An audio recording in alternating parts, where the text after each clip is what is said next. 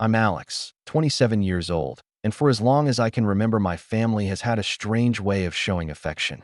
Some families bond over dinners, some over vacations, some over traditions. Mine bonded over control. Or rather, my father's obsession with controlling everything. He was the type who measured respect in assets, who compared worth by who owned what, and who thought loyalty meant obedience. My brother, Daniel, was his golden child, loud, arrogant, constantly in trouble, but somehow always shielded from consequences. And me?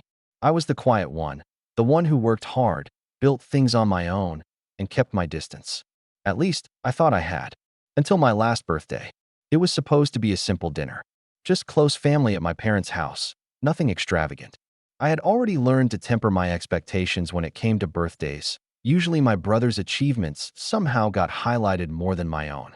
But that evening felt different. My father was in a strangely good mood. My mother was buzzing around setting the table, and Daniel, of course, sat there smirking like he knew something I didn't. I should have noticed the signs. I should have known better. But I didn't. When dessert was cleared, my father reached into his jacket and pulled out an envelope. He slid it across the table to me with a flourish and said, "Consider this your gift." Everyone's eyes turned toward me. For a brief, fleeting second, I thought maybe, just maybe, this was one of those rare moments where he would show genuine generosity. Something thoughtful. A sign that he actually saw me, not just what I could provide. My heart picked up a beat as I tore the envelope open.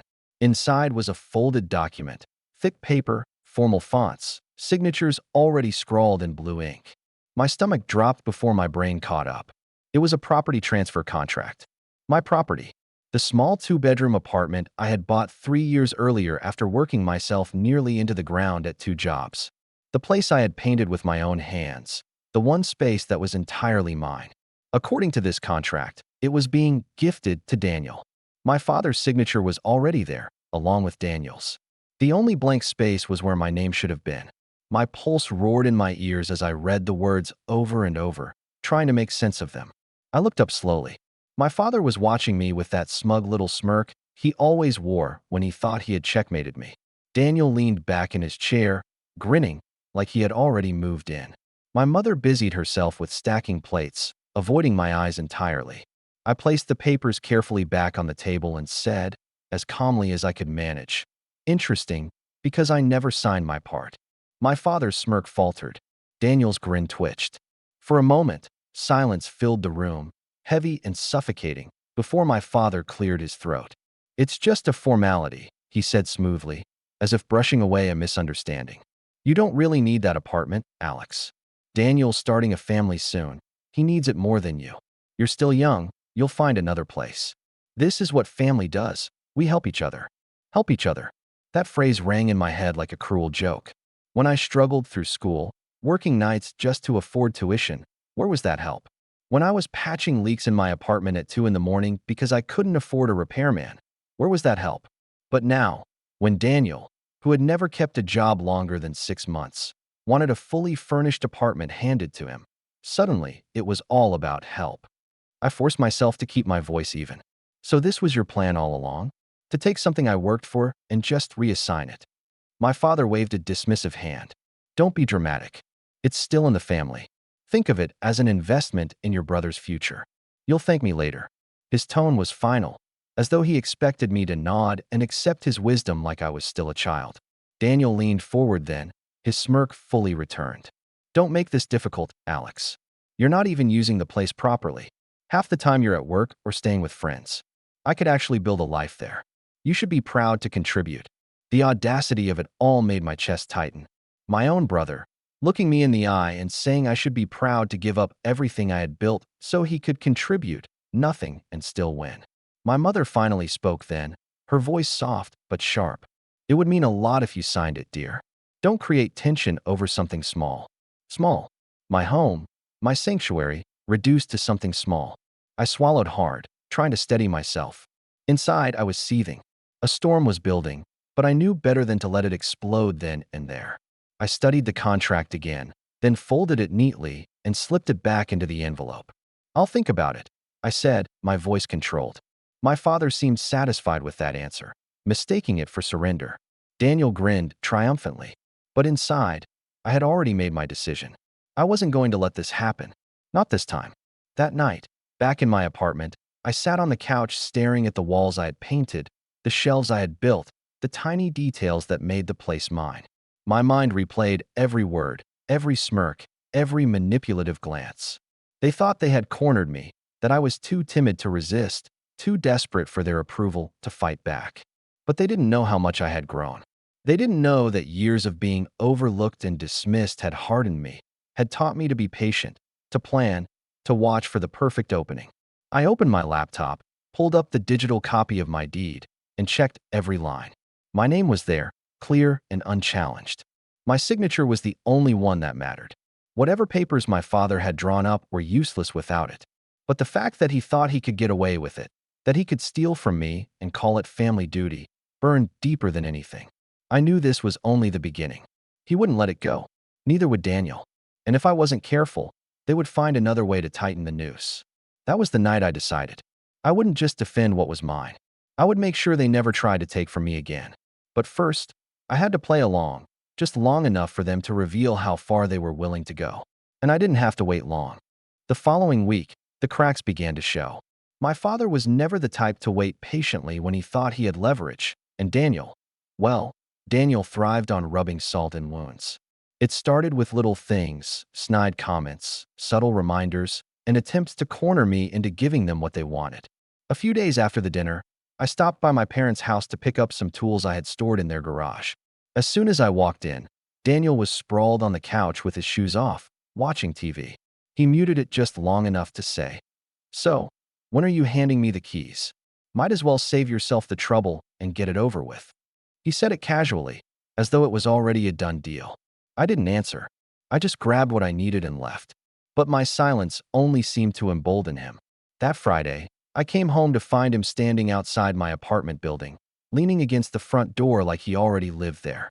"Forgot your spare?" he asked with a grin, jingling a set of keys. My stomach dropped. I'd given my parents a copy when I first bought the place, just in case of emergencies. Somehow, Daniel had gotten his hands on it.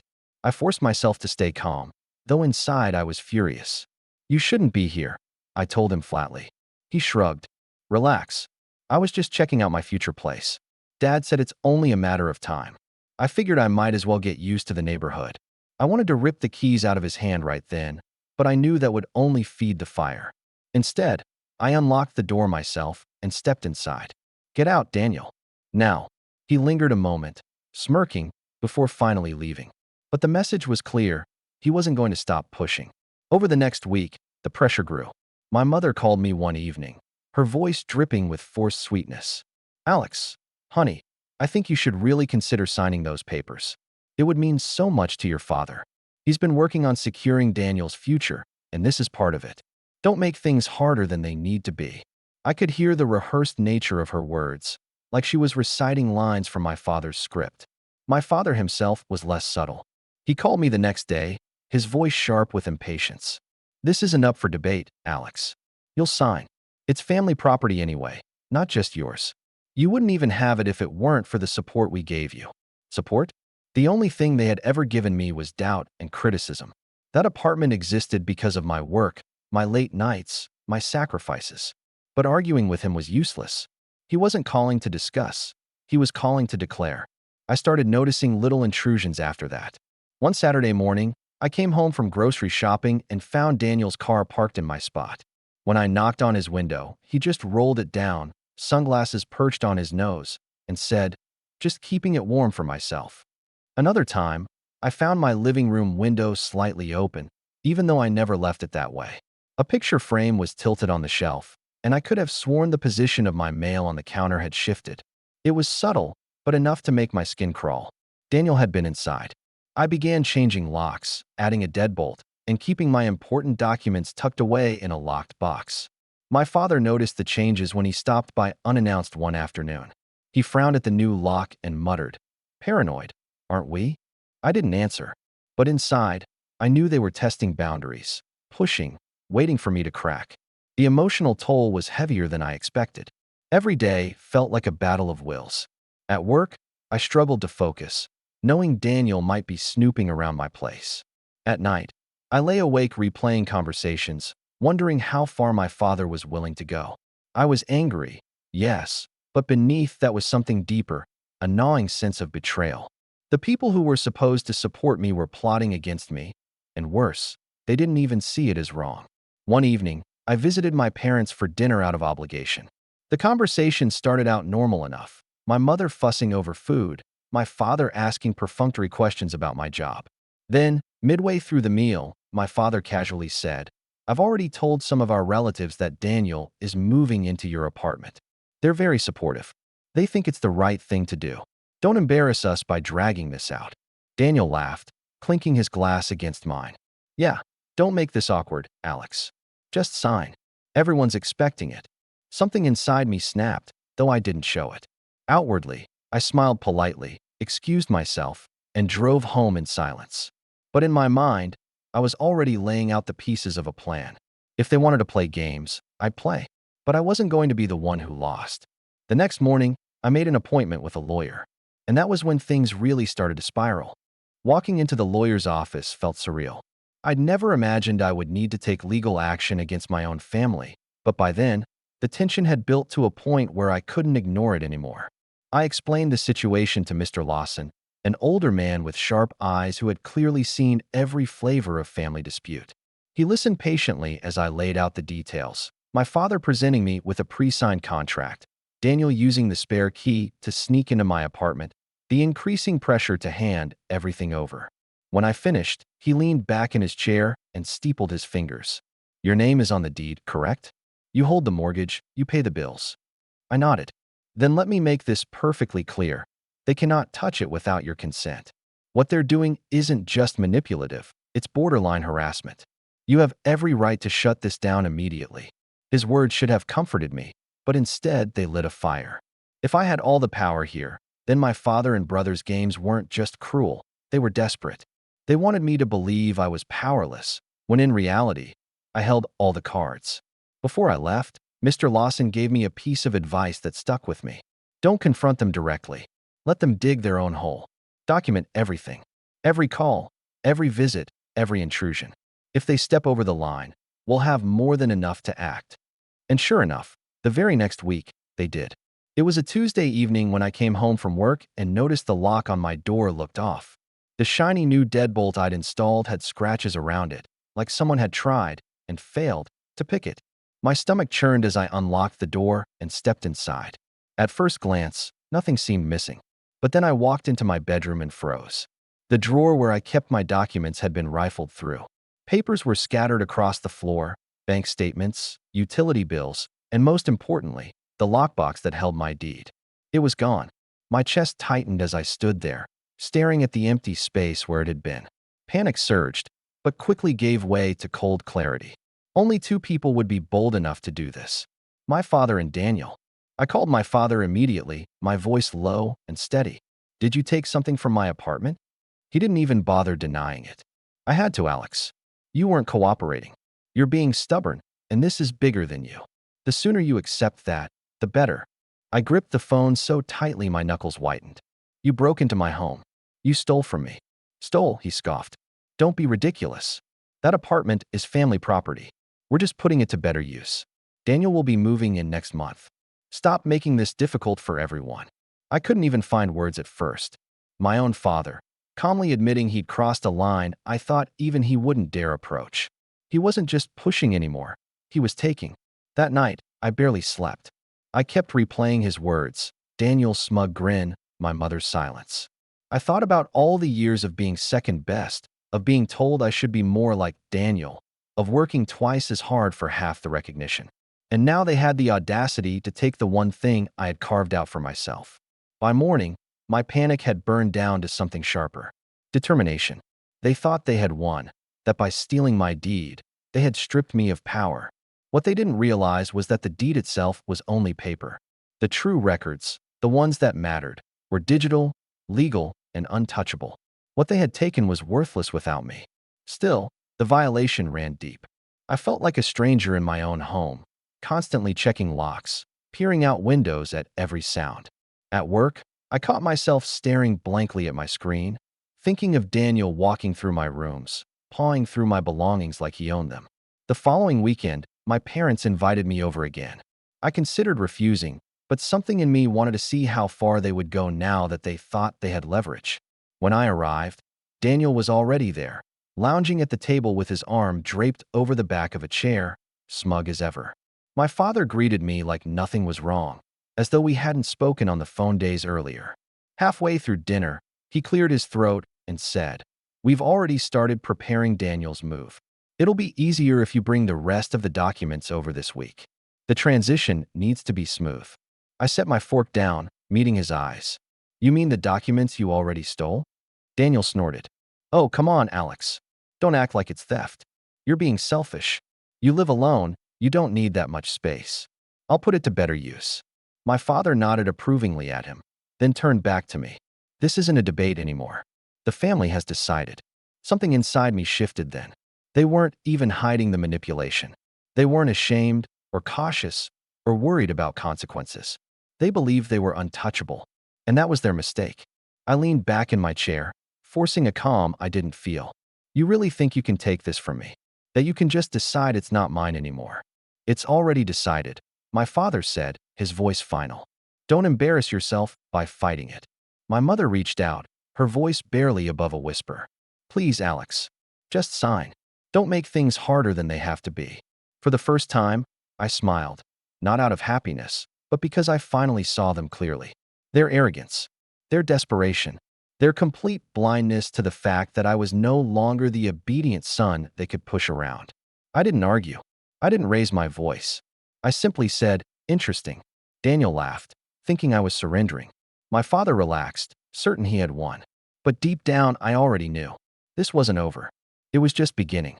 And when the tables turned, they wouldn't even see it coming. After that dinner, I felt like the floor had been ripped out from under me. I had always known my father favored Daniel, but this was the first time I realized he didn't just prefer him. He was willing to sacrifice me for him. Every childhood memory suddenly felt heavier in hindsight. The way Daniel's failures were always brushed aside. The way my accomplishments were met with a shrug. The way I was always told I'd understand later why he got more. Now I understood. And it wasn't love. It was entitlement. The days that followed were some of the darkest I'd ever experienced. I barely ate. I barely slept. Every time I came home, I felt like my walls had eyes, like Daniel or my father had been inside while I was gone. I even caught myself checking my dresser drawers, my closets, the placement of my mugs in the kitchen.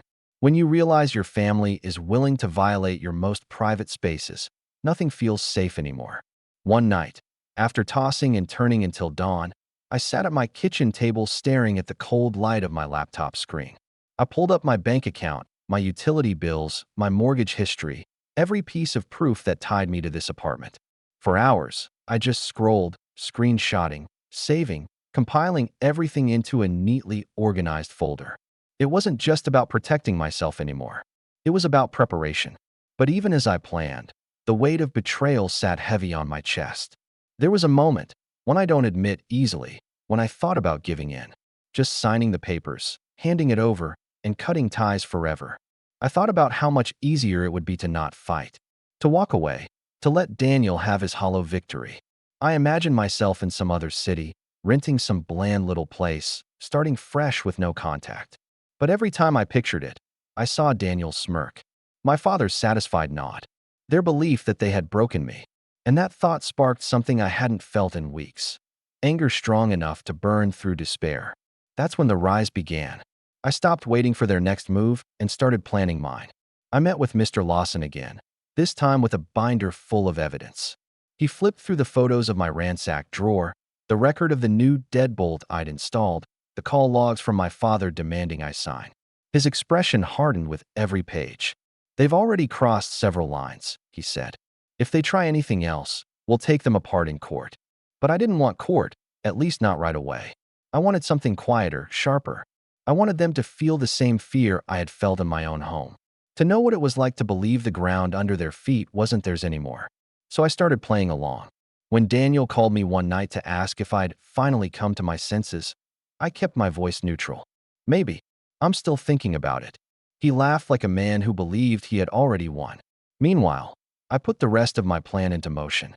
I filed an official police report about the break-in, naming both Daniel and my father as suspects. I installed a small, hidden camera in my living room, something cheap but effective, and I moved my most important documents into a safe deposit box at the bank. A week later, the trap sprung itself. I came home one evening to find my front door ajar. My heart pounded as I pushed it open. Inside, Daniel stood in the middle of my living room, holding a cardboard box filled with my belongings. His eyes widened when he saw me, but instead of guilt, his face twisted into annoyance. "You weren't supposed to be here yet," he muttered. "What are you doing?" I asked, though the answer was obvious. "Moving my stuff in," he said casually, like it was the most natural thing in the world. "Dad said I should just start. You'll come around eventually." I didn't argue. I didn't yell. I simply walked over to the side table where the small camera was hidden behind a photo frame. Quietly, I pressed the button that saved the last 10 minutes of footage. "Interesting," I said softly, and walked right past him into my bedroom. His laughter followed me down the hall, cocky and careless. The next morning, I met with Mr. Lawson again, this time sliding the memory card across his desk. He watched the footage with grim satisfaction. "This," he said, "is breaking and entering. This is theft. And this is exactly what we needed." Within 48 hours, Daniel was served with a restraining order. The look on his face when he realized the law wasn't on his side was something I'll never forget. Gone was the smirk, replaced by genuine shock, as though the universe itself had betrayed him. My father exploded, of course, leaving me a string of voicemails that grew angrier by the hour. My mother's voice, softer but no less manipulative, followed. "Alex, how could you do this to your brother? To us?" But for once, I didn't waver. The court process moved faster than I expected. With the video evidence, the police report, and my lawyer's meticulous documentation, it was a clean case. Daniel had trespassed, attempted to take possession of property that wasn't his, and openly admitted to doing so under my father's encouragement. The judge didn't just grant the restraining order. He made it clear that any further attempts would result in criminal charges. For the first time, my father's confidence cracked. At the hearing, he tried to bluster about family matters and misunderstandings, but the judge cut him off. "This is not about family," he said firmly. "This is about property rights. And Mr. Alex's rights are the only ones that matter here." Hearing those words felt like a weight lifting from my chest. For years, my father's word had been law in our family. Now, finally, someone with real authority was telling him he wasn't king of everything. The fallout was brutal, at least for them. Daniel had to find another place to live, one he could actually afford. My father's reputation in the family circle took a hit when everyone learned he had tried to steal from his own son. My mother, well, she stopped calling for a while. As for me, I started to breathe again. My apartment became mine in more than just name. It became a fortress, a symbol of the fact that I could stand up for myself and win. I redecorated, repainted the walls, and replaced every single lock in the place. It felt like closing a chapter. But the best part came a few weeks later, at another family dinner I reluctantly attended. My father, still simmering, couldn't resist a jab.